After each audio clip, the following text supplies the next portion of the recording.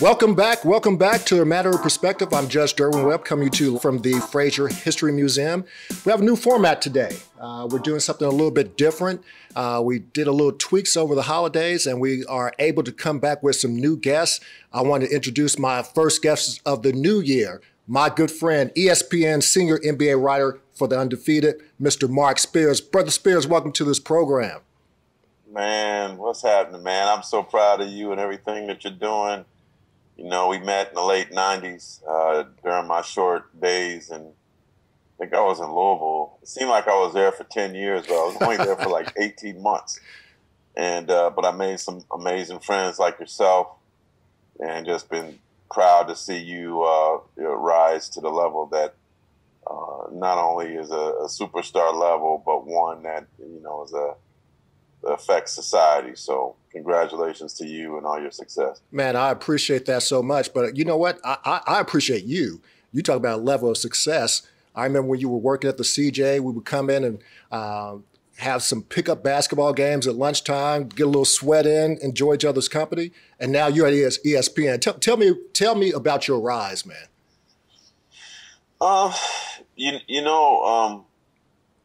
A lot of where I think my career changed was going to Louisville. My first job, I covered Arkansas's football and basketball team from 95 to 97 for a paper in Tulsa, Oklahoma.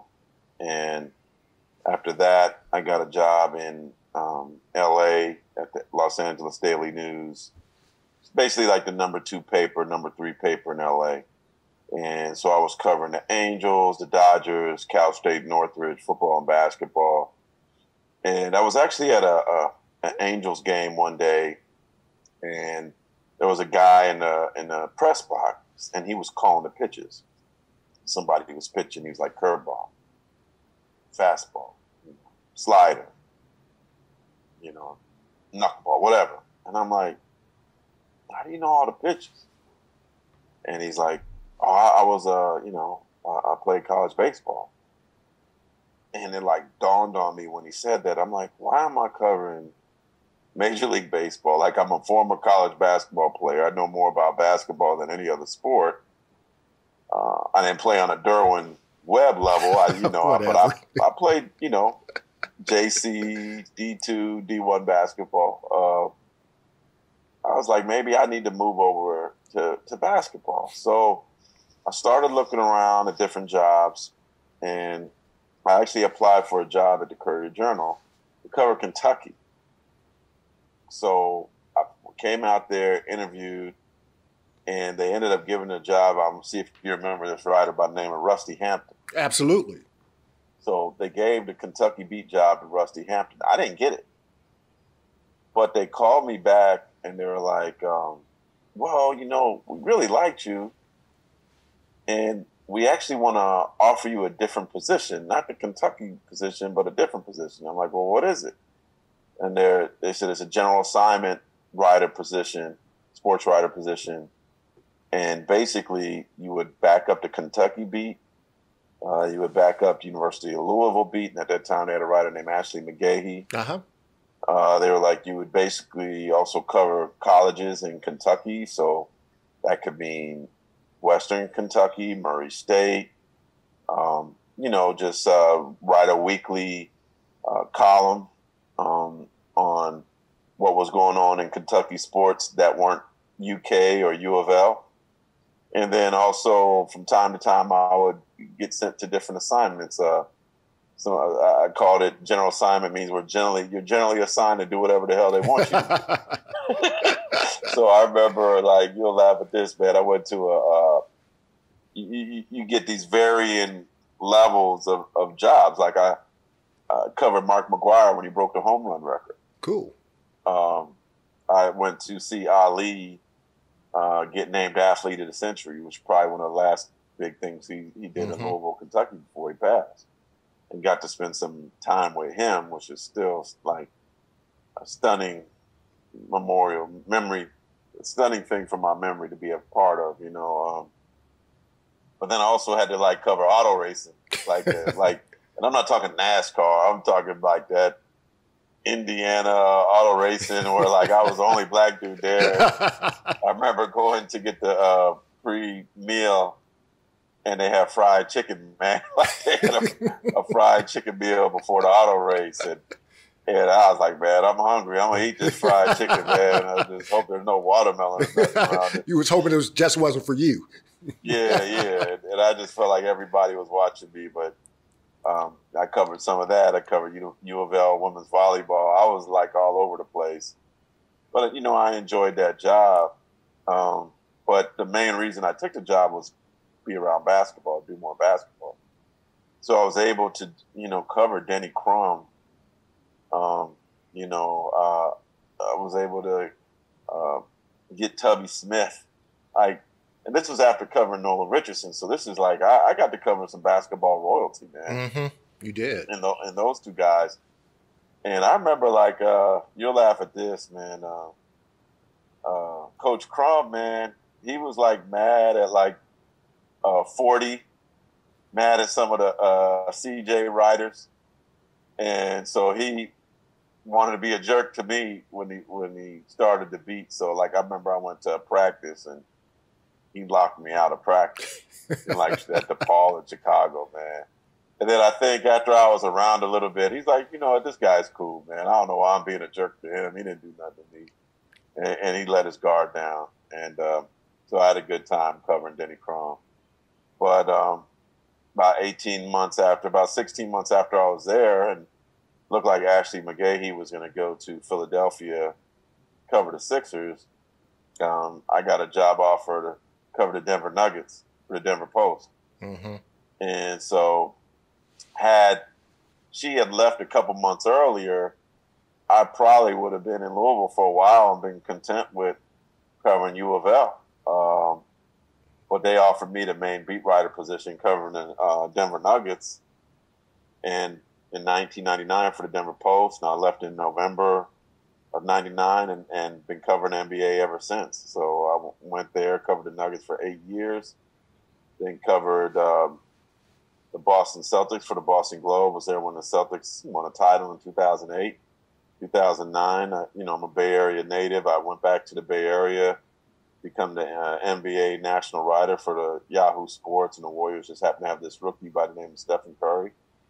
And then in 2016, I went to the Undefeated with ESPN, which was a new venture about writing about the mixture of race and culture in sports. And been there ever since. Best job I ever had. But when thinking back to 99, like, it would have been interesting if I would have got that job covering U of L a little earlier. I might have been, shoot, who knows? I might still be there. You never know. But, things work out the way they work out. Where they're supposed to work out. And I'll say this. I know for me, as a kid, I wanted to be in the NBA. I tell people this story all the time. I wanted to be in the National Basketball Association, but I also wanted to be a lawyer at one time too, because my dad always talked about this, Thurgood Marshall.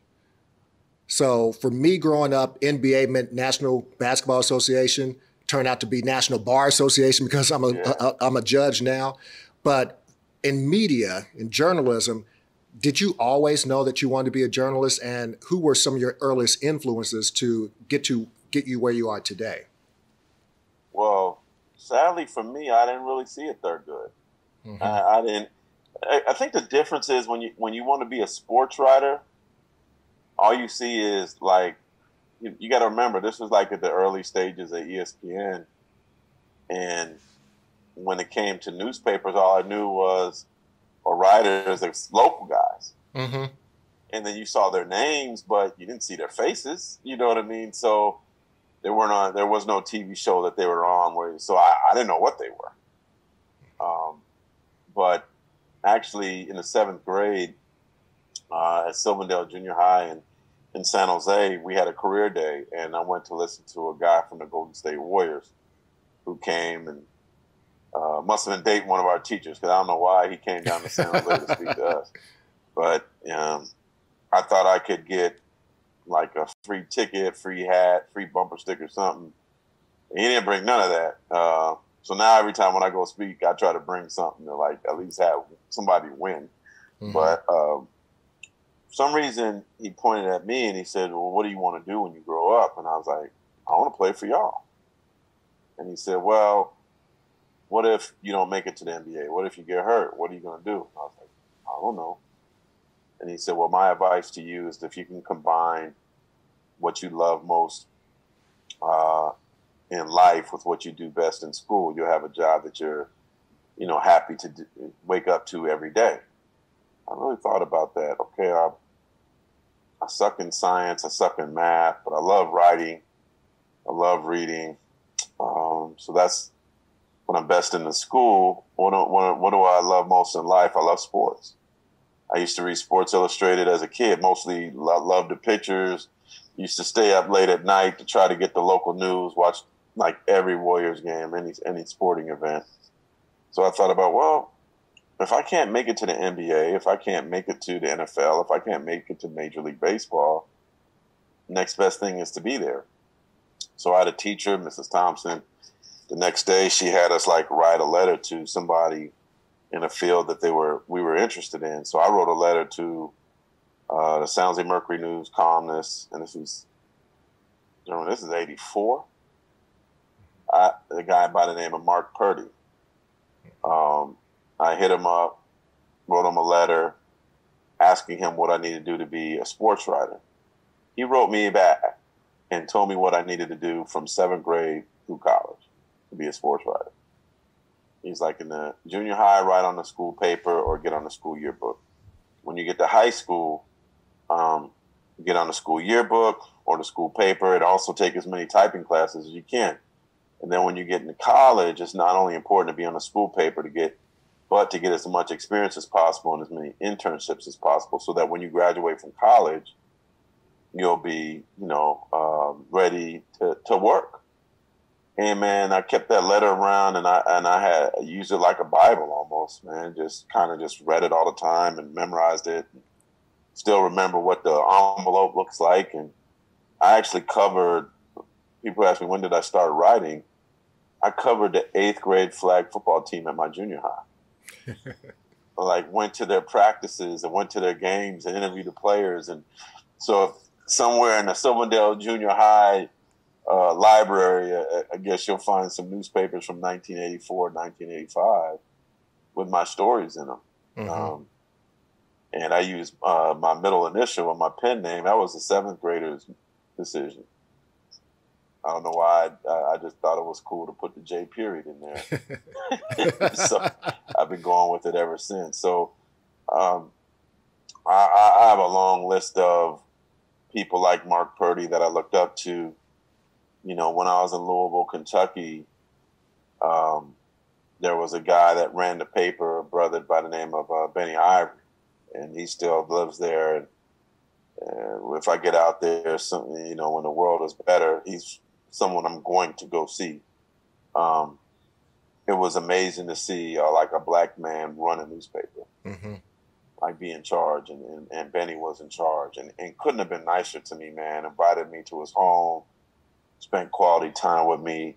He had a right-hand guy by the name of Merv Obiston, and Merv was the best, man. I remember he kind of looked like Papa Smurf. You know what I mean? And so, I used to love visiting with both of those guys. And so it was another black man, and it was cool to see 2 black men in an executive role. I had not seen that at the previous 2 papers that I worked on. I hadn't seen it much in my career. So it was definitely beautiful to be around 2 guys like that. Let me ask you this. You get this blueprint, and you start working the blueprint, or as you call it, your Bible. Mm-hmm. When did you realize that you could do it and that you were actually where you were supposed to be? And I'm going to stop you for a second. That aha moment. Because there are some other people that I probably should shout out that lived there You know, like Wade Houston was always nice to me, as well as his wife, as you know. There's a CPA by the name of Tony Levy. You know her. I know Tony real well. Yeah, she was super nice to me. But another guy, man, and Daryl Griffith, obviously you know him. Yeah. But there was a guy that just passed named Fletcher Clark, who died last year. Shout out to his wife, Penny. My heart's with her. I used to go to their house and eat all the time. And he was a copy writer on the news side. He had nothing to do with sports. And he constantly invited me to his house to have dinner, to just talk sports with him, watch games with him. And I miss him dearly. I still kick myself because he called me, and I'm like, I'm going to call, I'm going to call him back. I'm going to call him back. Now when I think of somebody, I call him, in large part because I feel bad that I didn't call Fletcher back at a quick time. You know what I'm saying? Yeah. But he was an amazing man who took me under his wing. So my time in Louisville wasn't long, but I felt like I met family there. People like you, people like my boy Lewis Bates or Balaji or Lawal. Like I met people that are like friends for life. You know, Doug Bibby, like just some amazing, amazing people that were movers and shakers in that town. And I just, never forget that. Man, you've said a lot of names that are still here with people that I'm friends with that I probably need to call and because make sure they know that. Yeah, I will. I'll let them know that.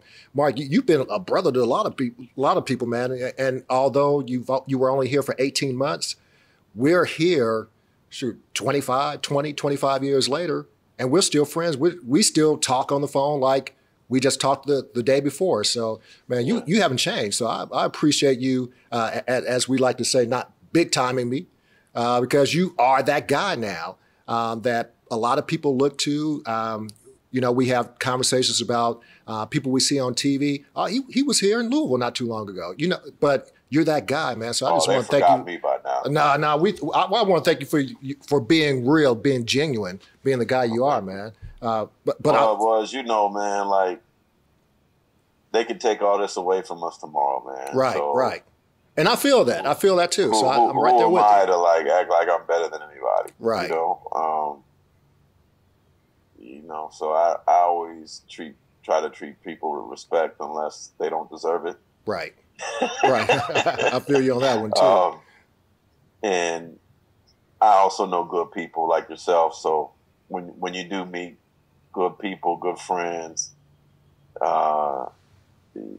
it's in your best interest to keep in touch with people like that. That's why, like I mentioned, the thing about Fletcher and why that pains me, because like I feel like I should have been better about calling him back. And the thing with people like me and you, man, like we have so much on our plate with our jobs, especially as you ascend up the ladder, that you sometimes push personal stuff aside. And because you're just so busy. And so that was kind of a reminder to me, like sometimes you got to stop. Right. Call mom. Call your sister. Right. You know what I mean? Like check in, make sure they're all right. Even if it's a text, even if it's a 5-minute phone call, just let people know, I'm big at telling people I love them. I think I tell you that when we talk. Right. Hey, man, love you, brother. You know, and kind of keeping that flow going. Man, I'm thinking back to something that you posted on your Instagram account almost a year ago. We are close to the time when Kobe passed away. And I saw something on Instagram where he was walking in the hallway and he stopped just to talk to you for a second. You guys had a little conversation back and forth. Obviously, there were some pleasantries exchanged. You hugged each other, and he was out. Kobe was kind of like a hero to me, even though he was younger than me. But he was that guy for me. I guess my question to you is, you're a journalist. You have an opportunity to go and meet different people, who are some of the more interesting people that you've had a conversation with that just doesn't have to involve basketball, but the cats that you can kind of talk to that are real, that hit you more than just something they do on the basketball court? Yeah, you know, in terms of Kobe, is interesting. Right before we started talking, a guy named Nico Harrison just called, and I got to call him back. But he works with Nike, and he was Kobe's right hand guy. Wherever Kobe went, all over the world, whether it was with the Lakers or with USA Basketball or representing Nike, Nico was there, and so, you know, there's going to be a lot of stories coming out soon on, you know, the 1 year anniversary of Kobe's passing. I don't know that I've come to grips with it yet. I'm still stunned by it. He was one of the greatest ever to lace him up, and he's to one of the greatest ever to breathe on this earth. I just think he was just an amazing person who, you know, really was starting to get more and more in tune with race issues in this country and figuring out ways to not only bring people together, but with kids of color putting out images that, like I told you, I didn't have a Thurgood Marshall because I didn't see him. Mm-hmm. Kobe was one of those people that was trying to put out images where you saw people that looked like you, that, you know, were successful.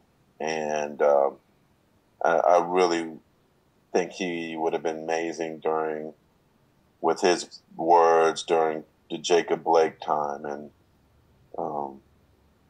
George Floyd and Breonna Taylor. I think he's somebody that would have had something eloquent to say and brought people together and kept it honest. And so I miss him greatly. And so I still haven't come to grips with that. In terms of like this job, man, I had the opportunity to become friends with NBA players, people connected to the league, people all over the world. When I began doing this, I didn't know that I would get to go to Sweden and China and Turkey, Bosnia,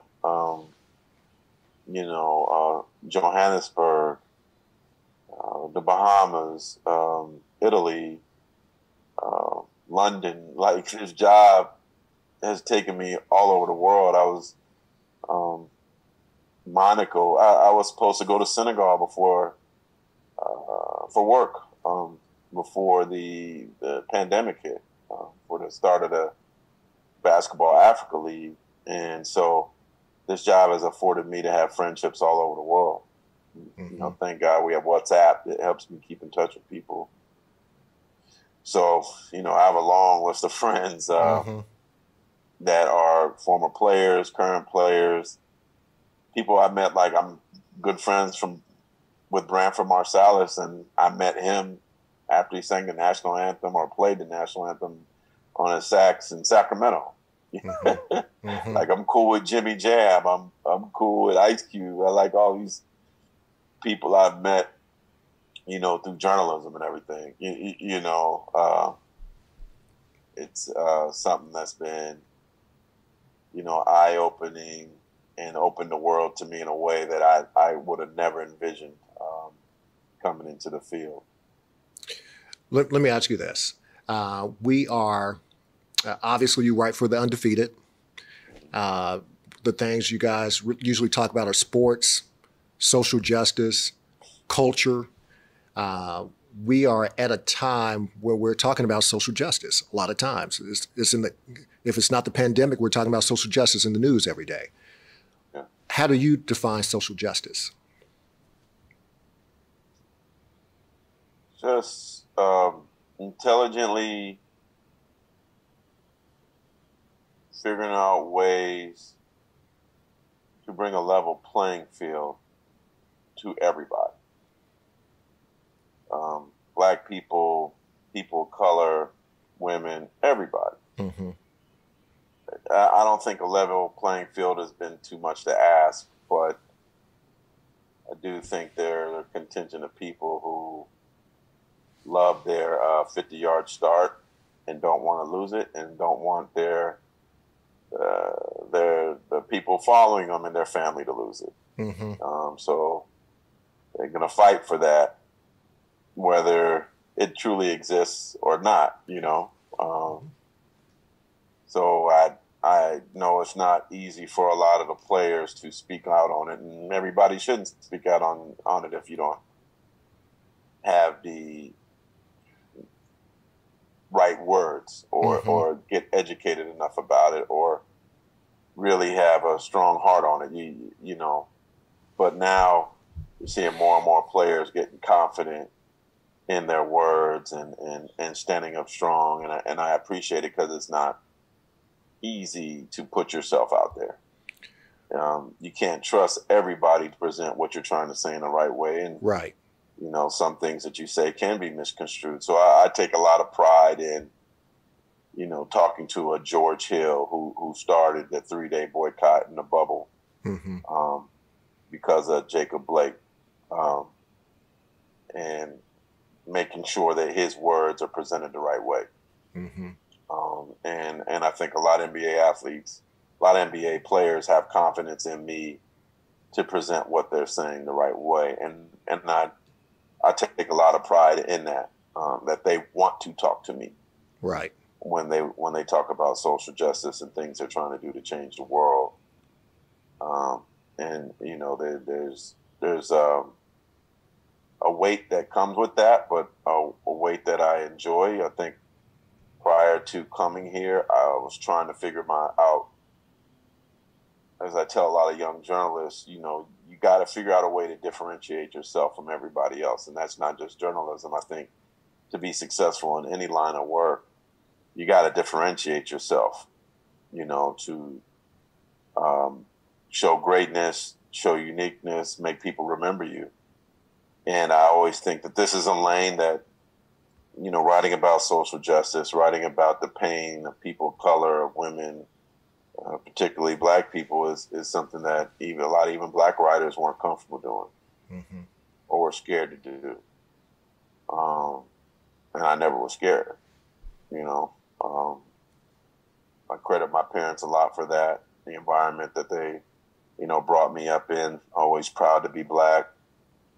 You know, my mom, she left New Orleans to move to St. Louis to go to a Black nursing school because there wasn't a nursing school that allowed Black students that, you know, wasn't a Black college in New Orleans. There wasn't a nursing school that she could go to. So she went to St. Louis to all Black nursing school.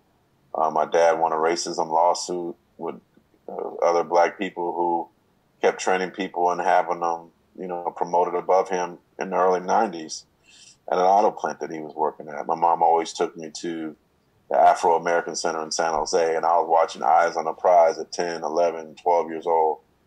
And I think God had me watch those things for a reason, to get that passion about the pain that Black folks have been suffering for over 400 years, get educated on that, you know. So seeing all that documentaries about the civil rights movement, seeing dogs unleashed on Black people and black and white countertops, and, you know, people just being beat up just because of the color of their skin, like that really impacted me when I was a kid, and I think played a role in me not only being able to passionately have, you know, to have passion about this job I have right now, but also to present things factually in the right way.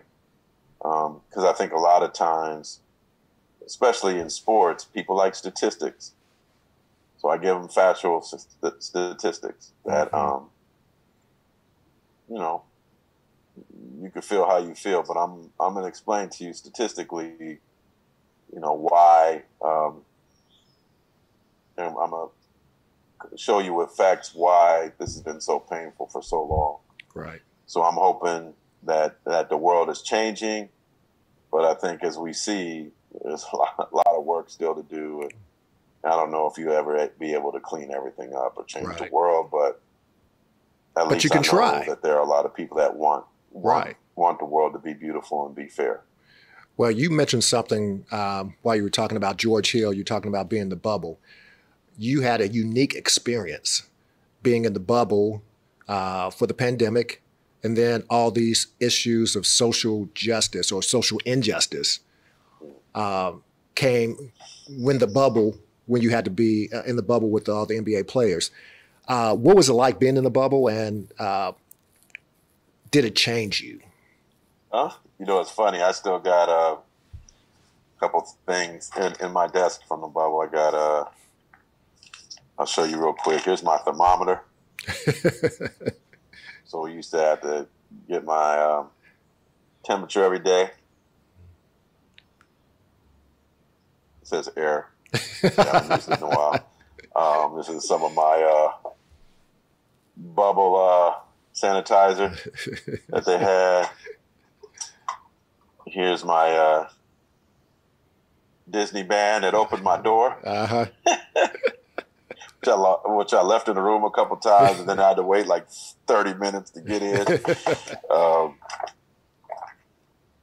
Even this, like, you know how hard it is to get these things in the real world?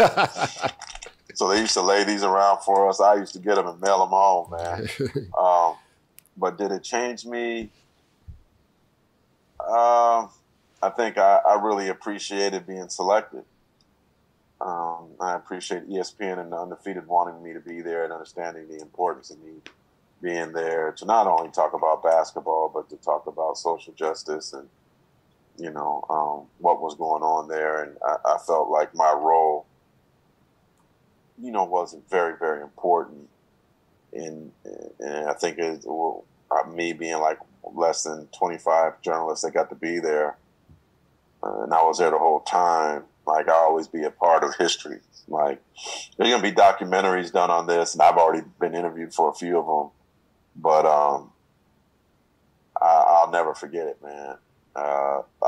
It's funny because some of my colleagues that were there, like, man, you missed it. I'm like, no, I mean, I missed some things about it. Like,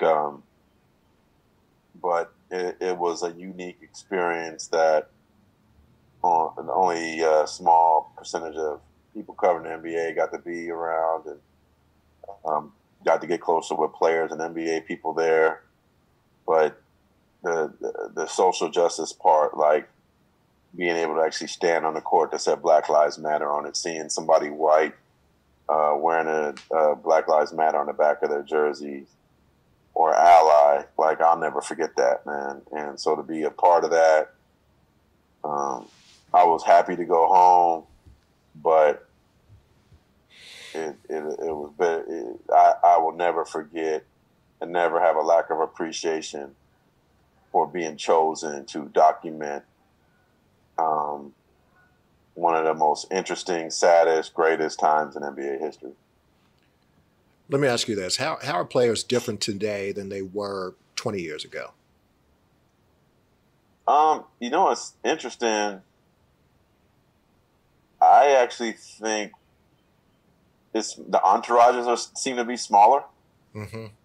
Like I just remember before, like Kenyon, who's my guy. I love Kenyon. So if he watches this, Kenyon Martin having like 8 people with him, or Iverson having like 10 dudes, like Melo, 7 or 8 guys, like all these dudes with these groups of people, man. And it seemed like that's kind of, might have 1 cat with them or something, maybe 2, but it ain't a big group of dudes like it used to be. I don't know why that comes to mind, but that comes to mind. Okay. One thing I am seeing is the black athlete that comes in now to the NBA typically is not the first, even if they just went to college for 1 year, they're not the first generation college student in their family. Mm-hmm. The majority of college basketball players now, black college basketball players, aren't first generation anymore. Mm-hmm. So there aren't as many kids coming into the league that are black that seem to be coming from impoverished situations. Mm-hmm. Like, I've also seen more fathers. which I love seeing. Oh, you did a show about that at one point. Yeah. Yeah, I saw that show. And so I wanted to highlight that when you watch the draft, and obviously this past draft, you really couldn't see it. But, you know, Ja Morant, dad's around, dad lives in Memphis, you know. Different players in the league, like a lot of the young, I would say the majority of the players coming into the NBA, black players now, their fathers are involved. Mm-hmm.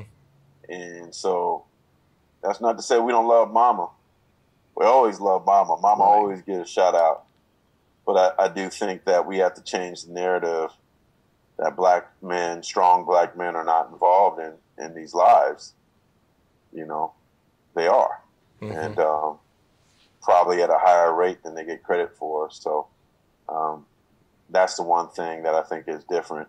And then also, I think when you see LeBron James and Steph Curry and, you know, Kevin Durant, Damian Lillard, like they're doing all the, and I think Kobe sparked them in a lot of way with this, maybe Shaq too. They are much more business oriented than they were 20 years ago. Mm-hmm. Like I think Magic played a big role in maybe giving guys a blueprint. Mm-hmm. Isaiah Thomas on how to be successful off the court.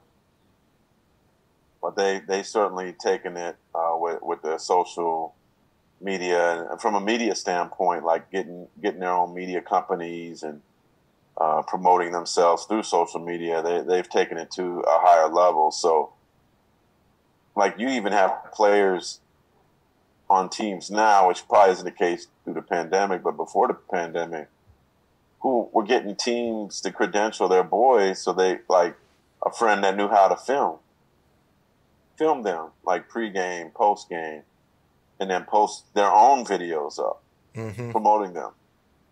Like they had their own little media companies, you know, so they just seem to be more business savvy, sharper, more educated, you know, and I'm not saying that the guys from the past weren't. I mean, Grant Hill is one of the brightest guys I ever met, but by and large, these guys just seem to be more business savvy and probably more educated than the players that were coming in 20 years ago. I'm going to ask you a broad question, and there's no specific answer I'm looking for. We are in the middle of a pandemic. Hopefully we'll get a cure for this sometime soon that will be, you know, for everyone to be able to have. We're in the middle of social justice reform. We're in the middle of a lot of different things. What do you think the state of athletics is in the United States at this point, based upon all these different things converging all at once? Yeah, I know it's pretty broad. Sports would have taken a year off, to be honest, or at least waited to the spring.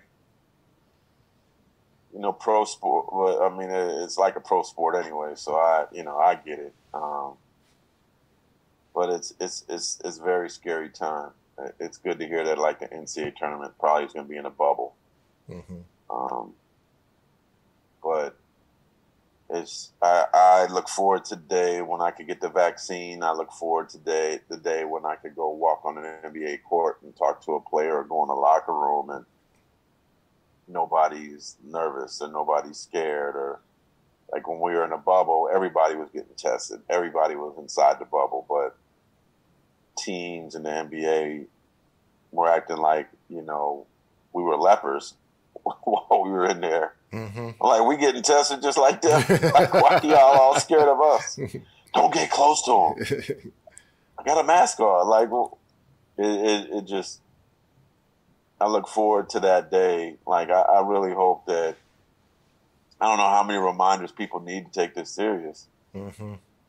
To wear a mask, to sanitize, to wash your hands, to stay away from people, to, if you're going to visit with somebody, be outdoors. You know what I mean? Mm-hmm. Like, just, or keep it very limited, or nobody. It's just, it's a really, really scary time. And I look forward to getting through it. And in the grand scheme of things, like, 4 months, 4 more months or 5 more months of this till we all get vaccinated. Probably seems like forever to folks, but I'll take them 4 months and quietly wait my turn and hopefully get it rather than being gone. You know what I mean? Like, right. I don't want nobody else to die, man. This right. is the scariest thing I've ever seen. And hopefully in my lifetime, I'll never see anything scarier than this. Right. But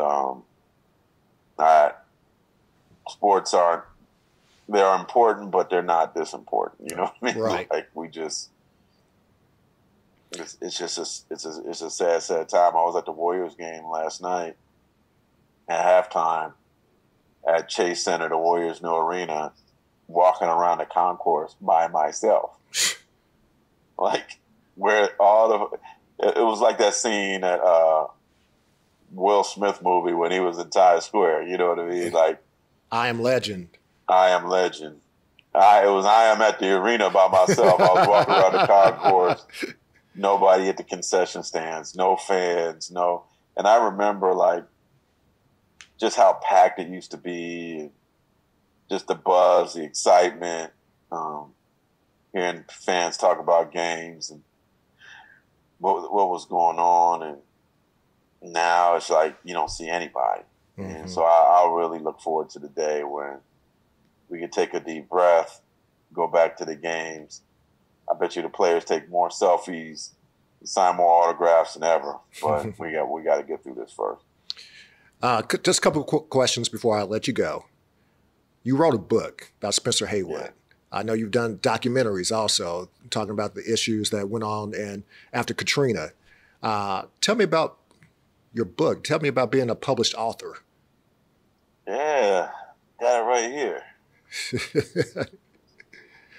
Available on Amazon. Anybody wants to buy it, the Spencer Haywood Rules. Talk to me about that. Hall of Famer Spencer Haywood. Very, very interesting guy. I co-authored the book with Gary Washburn of the Boston Globe. But I call Spencer the Black Forrest Gump, man.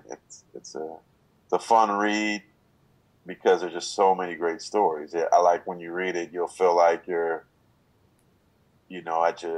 sitting on the couch with somebody just telling great stories, or at the bar or something like that.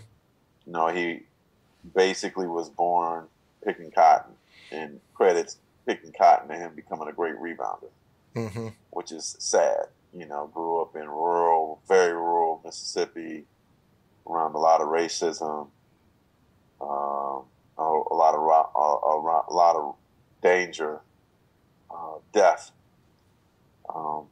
really sad things growing up, which is amazing that he overcame. Ended up, moving to Detroit, made the Olympics as a basketball player in '68 out of a junior college, and was their leading scorer and had the highest scoring average for years. For USA basketball, was in the Olympics with John Carlos and Tommy Smith, put their black power fists up and ended up getting kicked out. He recalls him getting kicked out. Played with Magic Johnson his rookie year and got kicked off that team for his drug use. Was married to Iman. Was the first guy that he got a ruling, victorious ruling from the Supreme Court in terms of free agency when he first began his pro career. There's so many interesting things to his story. Beautiful, nightmarish, all the way around. But it's an amazing story that I think is worthy of a huge documentary or even like a Netflix television show with chapters in it. You know what I mean? Right. Right. Just called Spencer, or something. But who knows? Maybe that'll come one day. But I'm really, really proud of this book. It's the first book that I've ever been involved with. Hopefully, I'll have more in the future. Well, I do have to ask you one last question. I can't necessarily call you a Louisvillian, but you were here long enough to claim Louisville as a city that you lived in for a while. Now, of course, we have this nice big arena in the city now, and there are a lot of people that want to know. I can tell. I'm going to ask you this: is Louisville going to get an NBA team or what? All right. So just to give some background for people who might have missed what's going on in the NBA, they're talking about expanding 2 teams. I think they had been thinking about adding 2 teams to the league anyway, which would bring the NBA to 32. Also, after the NBA was hit from the pandemic, if you were to add 2 teams to the league, I don't know how much they would sell them for, but the money that would be made from those teams, those 2 teams, split up amongst the NBA and 30 other teams, be a pretty lucrative kick, you know? So if they're going to add 2 teams, I think one given that is an assumption. I don't think it's an assumption, should be an assumption, but I think it's about, well, I mean, yeah, it should be, because it's about 90% chance, in my opinion, that it will happen, is I think Seattle gets a team. So if Seattle gets a team, where do they go from there? Or what's the other team? And what I hear is, probably from a popularity standpoint, you hear Las Vegas, right? Right. They have a ready-made arena ready to go. They have an NHL team there. But there are places like Kansas City. There are places like St. Louis and Louisville, Kentucky, who also have NBA-ready arenas ready to go. I know Dan Issel, the horse, the former Kentucky star, has been pushing hard to get basketball back in Louisville, Kentucky.